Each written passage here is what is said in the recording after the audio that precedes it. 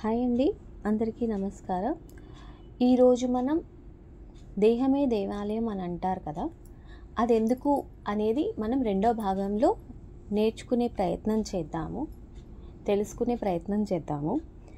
దేహము దేవాలయమని అందు జీవుడే పరమాత్మయని చెప్పబడుచున్నది ఆగమము.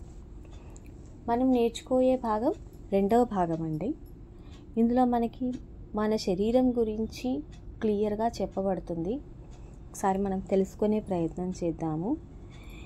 దేహో దేవాలయ ప్రాక్తో జీవో దేవ సదాశివ త్యజేదజ్ఞాన నిర్మల్యం సోహం భావేన పూజయేత్. దేహమే దేవాలయములని జీవుడే పరమాత్మయని తెలుసుకుందాము. విశ్వతేజస్సుడు శంకరుడే, దేహీ శివుడే ప్రాణము. జీవుడు సదా మంగళ స్వరూపి అయి దేవుడై ఉన్నాడు. దేహము దేవాలయమని అందు జీవుడే పరమాత్మయని చెప్పబడుచున్నది ఆగమము. శరీరం శీర్యతే ఇతి శరీరాః అని వ్యుత్పత్తి అర్థం. శీర్యతే అంటే శీర్ధమైపోయేది, జీర్ణమైపోయేది, ఇంకా శిథిలమైపోయేది అని అర్థం.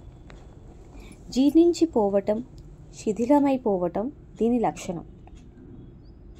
ముసలితనంలో కావాలని మనం మందులు మాకులు మృంగనక్కర్లేదు. అమృత భాండంలో పెట్టినా సరే ఈ శరీరం శిథిలమైపోయేదే, నశించిపోయేదే. అందుకే శరీరం అన్నారు. దేహమని ఎందుకన్నారు? దహ్యతే ఇది దేహ అని వ్యుత్పత్తి అర్థం. దహింపబడేది కనుక దీనిని దేహం అన్నారు. చచ్చిన తర్వాత కట్టెలలో కాలుస్తారు కనుక దహింపబడేది అన్నారా? మరి కొందరి దేహాలను కట్టెలతో కాల్చరు కదా, అవి దహింపబడవు కదా, మరి వాటిని దేహాలు అని అనరా? చనిపోయిన తర్వాత దహింపబడడం కాదు. తాపత్రయాగ్ని సంతప్త మాహ్లాదాన చంద్రిక అని లలితా సహస్రనామము.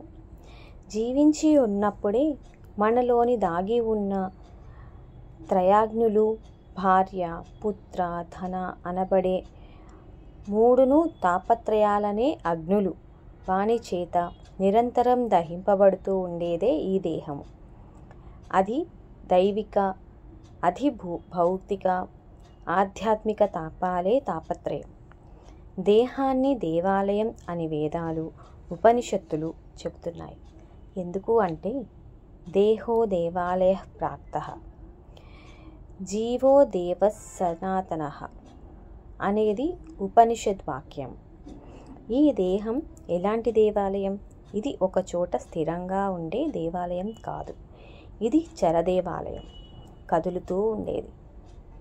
బయట కనిపించే దేవాలయాన్ని మానవులే కట్టిస్తారు. అందులో దేవుణ్ణి కూడా మానవులే ప్రతిష్ఠిస్తారు. కానీ ఈ శరీరం అనే దేవాలయాన్ని భగవంతుడే నిర్మించి హృదయం అనే గర్భగుడిలో తనకు తానే ప్రతిష్ఠితుడై కూర్చున్నాడు. అదే విధానమును వేదము ఒక వాక్యంలో చెబుతుంది. అది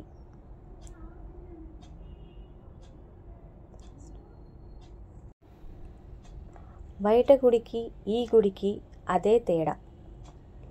ఇక్కడ భగవంతుడు స్వయంభూ అన్నమాట. మరి ఏ దేవాలయం ముఖ్యమైనది? ఏ దేవుని పూజ గొప్పది? ఆలోచించుకోవాలి. దేహమే దేవాలయం. అవును, నీ దేహమే పంచభూతాలతో నిర్మితమైన నీ శరీరమే దేవాలయం. ఈ శరీరానికి, మనస్సుకు, బుద్ధికి, ప్రాణానికి, జీవానికి అజ్ఞానంతో ఏర్పరచుకున్న కర్మ బంధనాలు అన్నిటికీ శక్తిని ఇచ్చే ఆ పరమాత్మనే ఈశ్వరుడు. ఆ ఈశ్వరుడు నీ శరీరపు అంతరంలో, హృదయంలోనే స్వయం ప్రకాశితమై దేదీప్యమానంగా ఉన్న ఆ చిదానంద స్వరూపుడు అయిన ఆ దేవదేవుడు నిరాకారుడు, శాశ్వతుడు, సత్యుడు, నిర్గుణుడు, సమస్త లోకాలకు సృష్టికర్త అయిన ఆ సర్వేశ్వరుడు ఈ శరీరపు అంతరంలోనే ఉండి తను ఏమీ చేయక తన శక్తి చేత ఈ శరీరాన్ని ముందుకు నడుపుతున్నాడు. నీ శరీరపు అంతరంలో ఉన్న ఆ పరమేశ్వరుడు స్వయం ప్రకాశితమై వెలుగుచున్నాడు. అక్కడ ఏ సూర్యుడు లేడు, చంద్రుడు లేడు.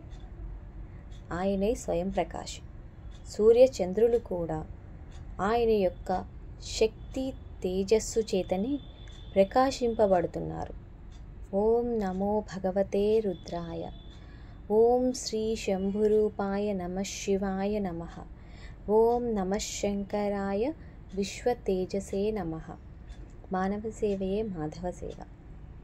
సర్వేషాం శాంతిర్భవతు. లోకా సమస్తా సుఖినో భవంతు. లోకా సమస్తా సుఖినో భవంతు. లోకా సమస్తా సుఖినో భవంతు. స్వస్తి.